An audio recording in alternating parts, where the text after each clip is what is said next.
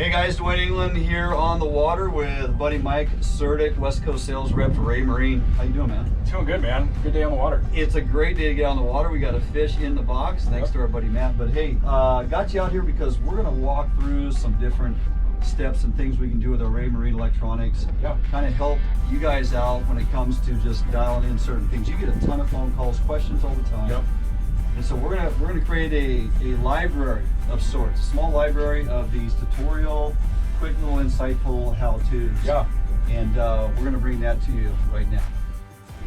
All right, guys. Mike Surdyk with Raymarine here. A lot of questions I get when guys are installing Raymarine equipment and trying to configure it for fishing or cruising. One of the biggest questions I get is, how do I get my charts to show all the data, all the contour lines, and then how do I tune my sonar so that I'm seeing fish and target separation between bait?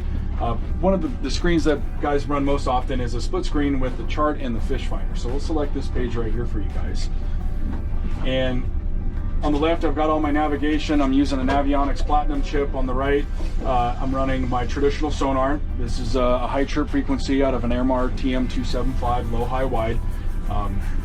And you can see I've got my different overlays. I've got my speed over ground. I've got my time, water temperature, depth. These are totally customizable. You can make the overlays bigger or smaller.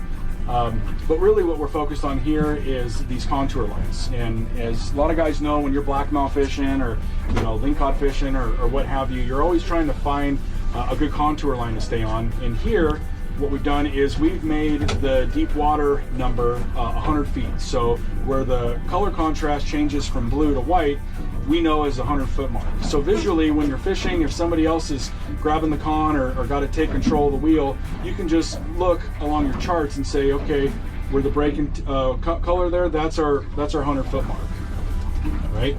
And over here, we're running a high chirp frequency. If I come down here, you can see we've got all of our different real vision, side vision, down vision frequencies, which are running our RV100 transducer. But when we start talking about chirp high and chirp low, that's the big 1 kilowatt stuff. And for our application and for most fishing under 400 feet, we're going to be running chirp high. Chirp high is a higher, a bigger cone angle at a higher frequency. And that's what really gives us these smooth arches and bait and predator fish feeding into bait balls, right? We see them a lot more clearly when running a chirp frequency versus your standard 5200 kilohertz, right? Another really cool feature that I like to show guys is if you come over to your settings and then there's an option called A-scope. If you turn the cone A-scope on, what this does right here is this shows us our cone angle, right? So the figure like a flashlight looking down at the bottom, we're in 110 feet of water right now, and that's telling us that when the chirp frequency hit the bottom, we're actually looking at a 58, just about 60-foot circle along the bottom. And that's really what's giving us those high resolution images. Another cool feature that guys like to know is what's the tide doing? What is the direction of the water? When is high slack? When is max ebb?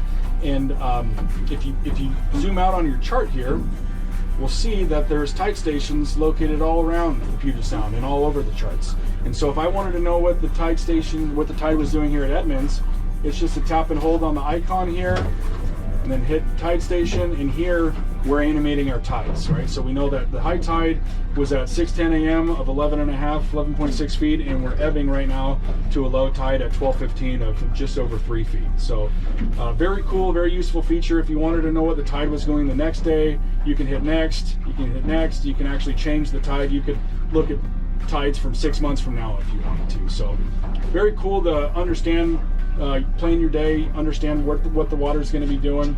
You can see we're actually starting to mark some bait over here. We're blackmouth fishing, and so we're fishing near the bottom. With our sonar, we can actually zoom in on the bottom here too. So we're really not interested up what's happening in the top water column, but more along the bottom. And you can see we can move this little slider bar here to extrapolate that information on our big screen here. So yeah, those are some fun little cool tricks with regards to our chart and our sonar page.